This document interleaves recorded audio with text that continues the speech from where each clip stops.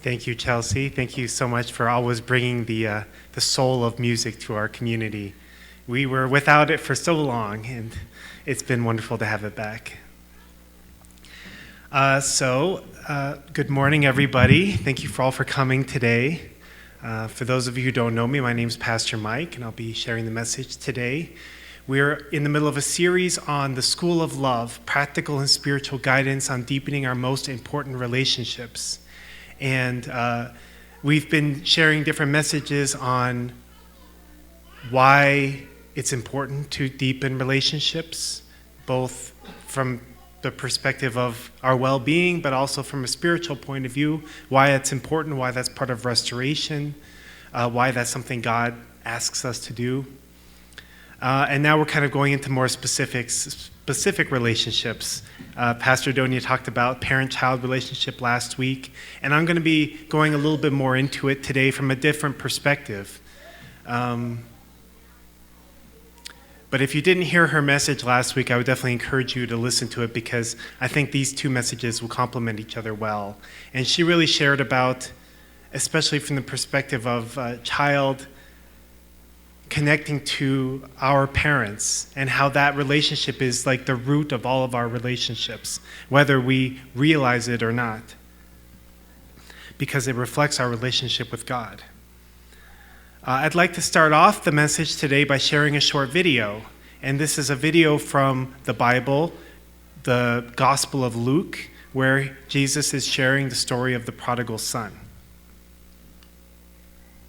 There was a man who had 2 sons.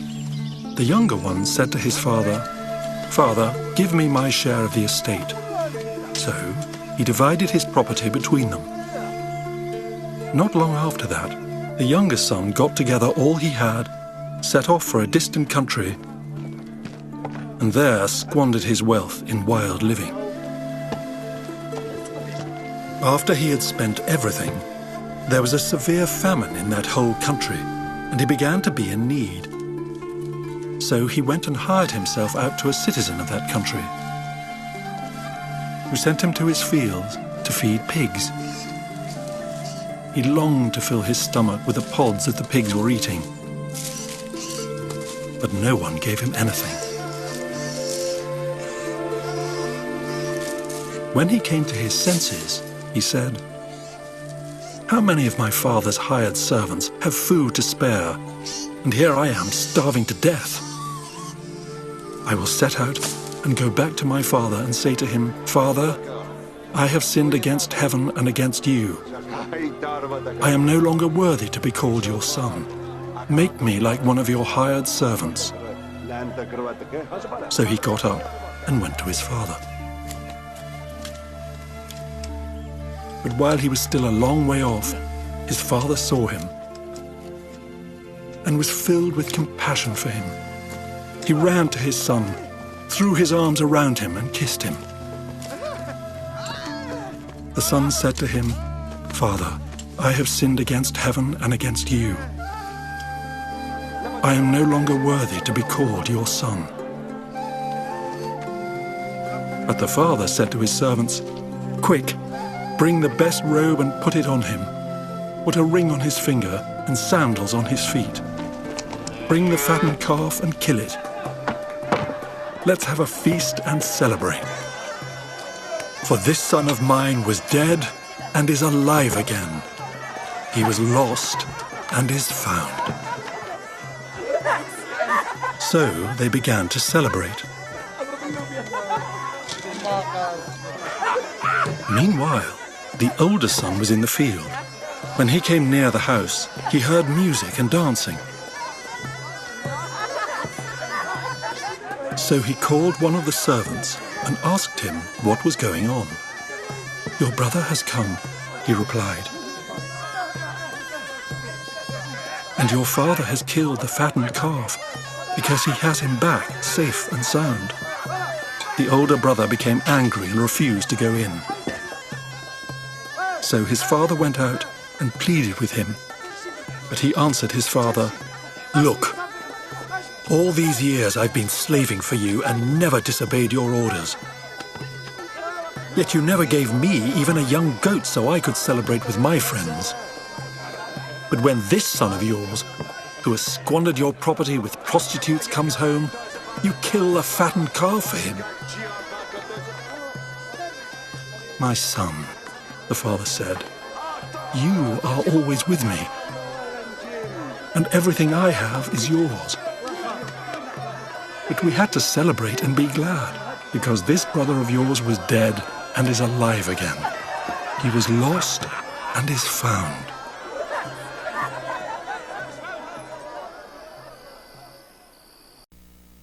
Okay.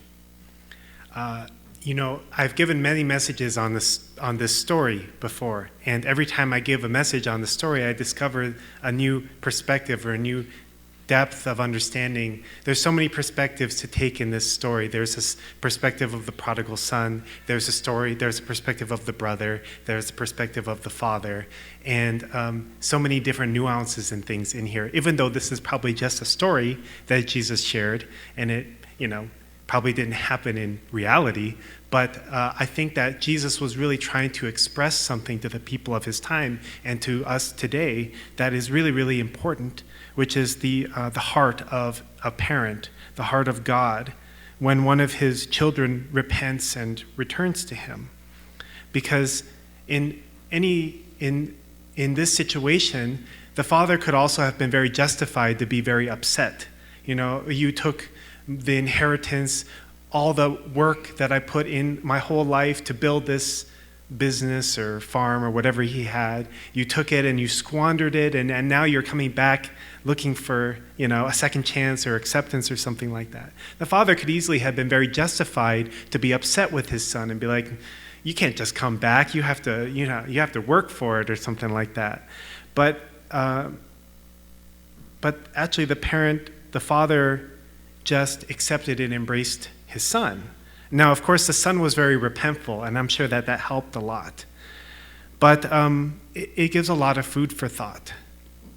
And having become a parent myself these past almost 12 and a half years now, has taught me a lot about, it's given me a very different perspective on life. It's given me a very different perspective on what it means to be a parent.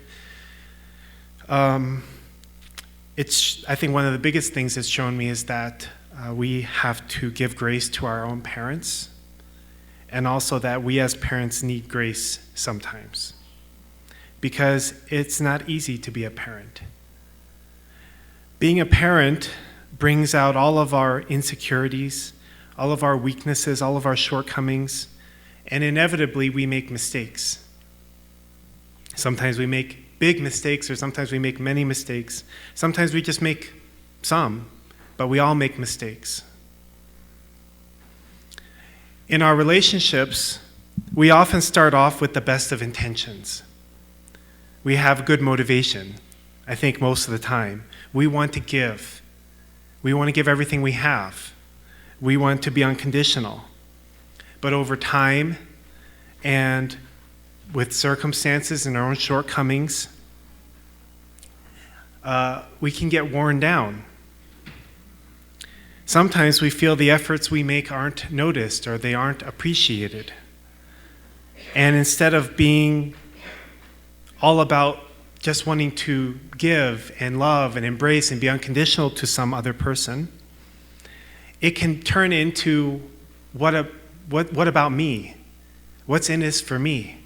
What am I getting out of this relationship? Is it really worth it? I gave so much, and what has it gotten me? The same can happen in our relationship with our children.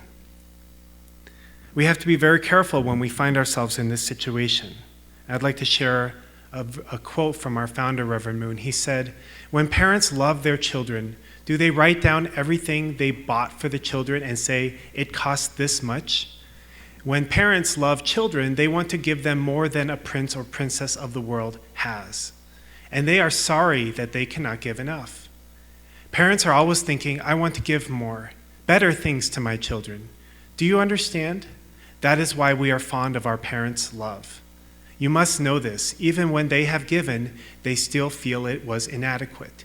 Even after they have loved their children, they feel it is not enough and to want to love more. Because of this, the nature of parents' love is everlasting love. So, from time to time as parents, as we go through our life and our efforts to try to be good parents and try to love our kids and try to be unconditional like we set out to, we have to, from time to time, repent for our small-mindedness and determine to do better. And determine that our love can more closely reflect the love that God has for us and wishes for us to have as parents. Here's another quote I'd like to share. He said, "Why do you respect parental love? Because it doesn't expect any reward. It seeks to overcome. It is a sacrificial love. It doesn't expect any result. It is satisfied with itself. It is happiness itself. You don't get happiness from receiving something. You become happy by giving. You cannot get true happiness from receiving. That is why the person who gives is more blessed than the person who receives. Why is there blessing in giving? Because you stand in the position of being on God's side. That is how it is." In my life, I've had the unfortunate experience of witnessing many times parents putting their own agenda before their own children's well-being. Many times we as parents, we think that our children must be a certain way. They have to go to college. They have to go into a certain career or a certain profession. When Adonia and I went to the matching and blessing ceremony that our church holds back in 2004, I was shocked to find how many children were there, mostly because their parents had told them, "You have to go." And that didn't work out very well, unfortunately. We see affairs in marriages where people at one point they committed, we're going to live our life together in sickness or in health, and I don't remember all the vows, but you say all these things, right? No matter what happens, but then what happens? Years down the road. Sometimes we can use our career or our mission even as an excuse or an escape from our families. Or maybe we expect that our children must go through the same hardships that I had to go through in order for them to be real men or real women. I had an experience once. When I was working with Jerry in the Blessed Teens Academy, I used to do a lot of mentoring of teenagers, high schoolers especially. And there was one young man who was had a very difficult, rebellious childhood. And he shared with me once that, in a kind of a situation of maybe desperation or anger, he was arguing with his father. And the father said, "If you don't change your life, I'm going to disown you." And he said that really cut him deep. But it didn't change his life. It didn't motivate him to change him, turn his ways. It probably shocked him in the moment. It probably made him think in some ways. But at the end of the day, he just felt hurt. Because you can't actually disown your children, right? That's like a concept of the old days that people would threaten those things. And I guess there's some way you can kind of excommunicate your family member or something like that. But in the understanding of what we understand a family to be, you can't do that. You can't just cut somebody off because they don't act the way that you want them to act or because they aren't living up to your expectations. I've had kind of an interesting experience with my youngest daughter these days. I've shared a little bit with you. She's our child that really tests my limits in so many ways, encourages me to grow as a parent. And, like all parents, you start off with this child is so wonderful and cute, and, I can't imagine being mad at them. But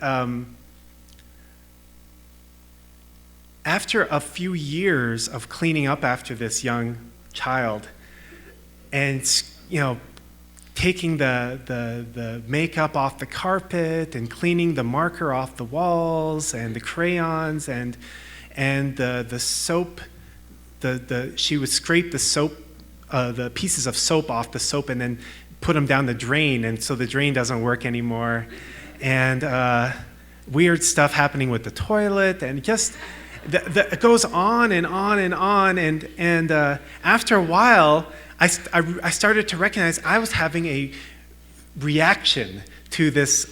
Anytime that she would drop something, or she would make a loud noise, or even if she was quiet for a while and I was like, where is she? I would start to get this emotional reaction like, oh my God, something is coming my way. Like, I am going to be cleaning something. I am going to be something that I don't want to be doing. And you go from one point where you're like, you just want to be this wonderful, loving parent, and before you realize it, it all becomes about you. It all became about me and how much I was tired of cleaning up after her, and I was tired of dealing with this and that. And it really has been affecting our relationship in a negative way, such to the point that anytime she makes a noise or drops something, she looks, because she knows I'll react. She knows I'll be upset. And I've been thinking lately, this isn't good.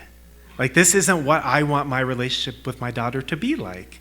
So I have to examine within myself, I have to get back to that part of my parenthood and myself that understands that this is not personal. This is not her personally trying to attack me or make my life more difficult. It's just her being who she is. But I can choose to make it personal and make it a big part of our relationship and a negative part of our relationship if I choose to not change anything. It's really up to me. So this has been, I've been relating a lot with this message, just so you know. And just this one kind of a small example. I recognize that I have to really repent for my small-heartedness, because I want to have a happy and heartfelt relationship with my daughter, and not just be about how annoyed I am to have to clean up after her. So, something I'm working on. And in case you're wondering, yes, I also agree that there are times for tough love and there are times for discipline, but that isn't the topic of today. But even in those situations when those things are necessary, those things still must be done from the right heart. They still must come from a heart of love. It's difficult. As parents, we understand the way that we want to be, but we often find ourselves being really challenged. The divine principle teaches us about the four fallen natures. The second one is to leave our proper position. So when we are in a position of a parent, then we are in a position to give unconditional love.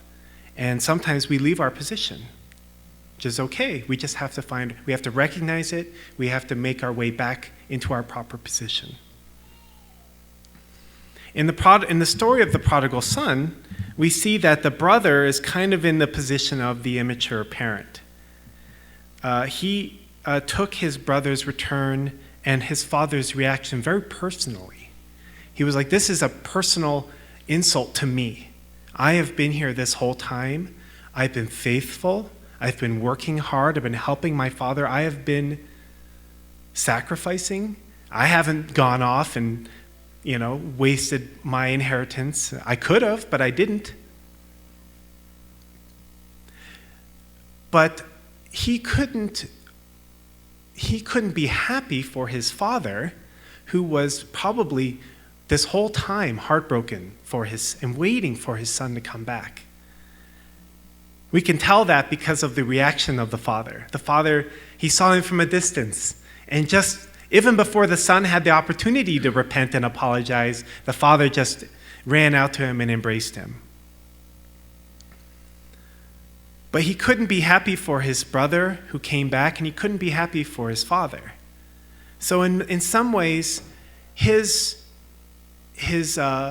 we have to question in some ways his motivation, for staying on the farm and working with his father.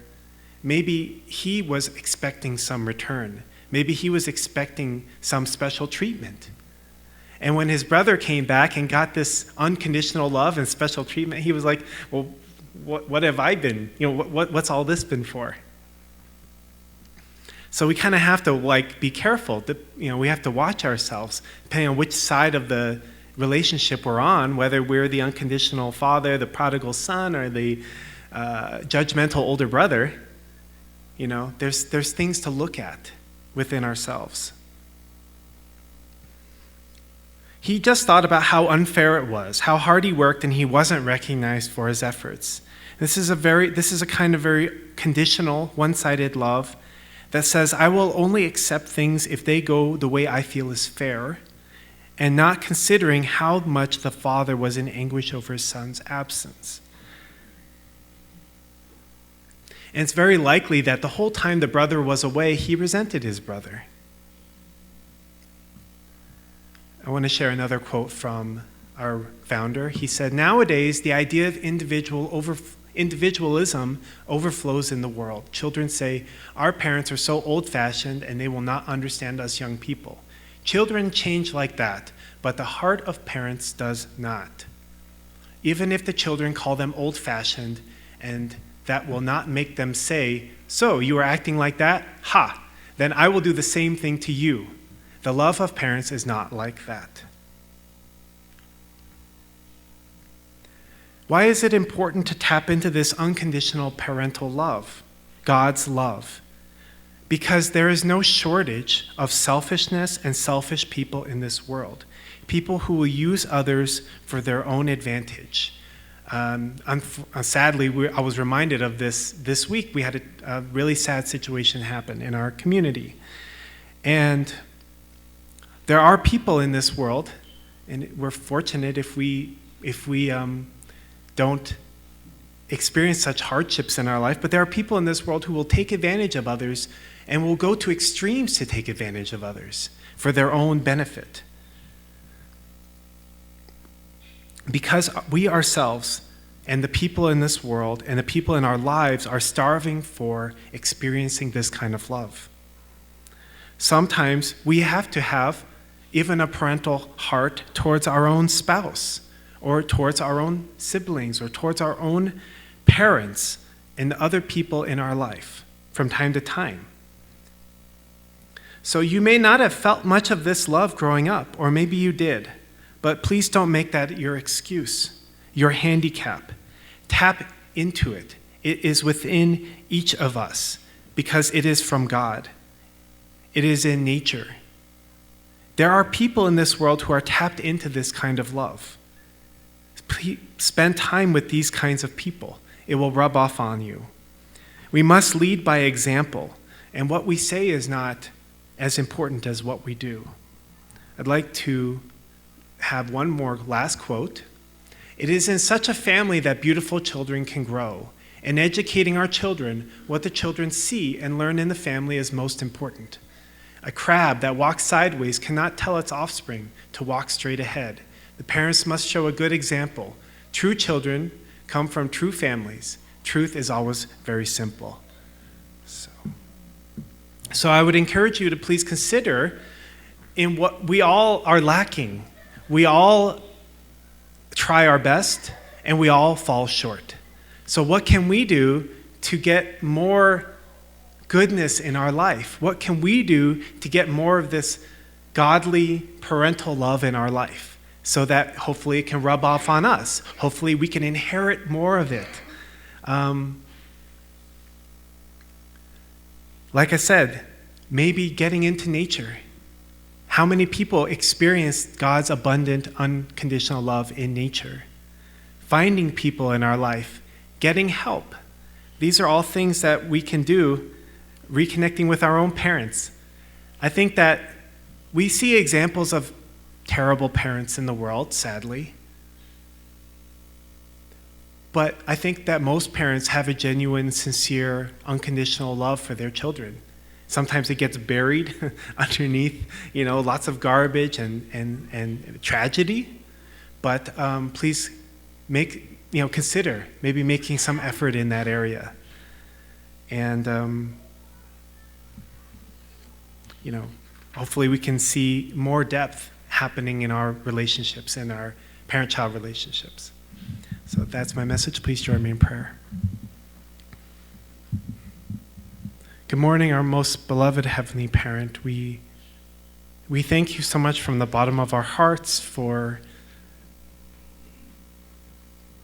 always guiding us, never turning your back on us.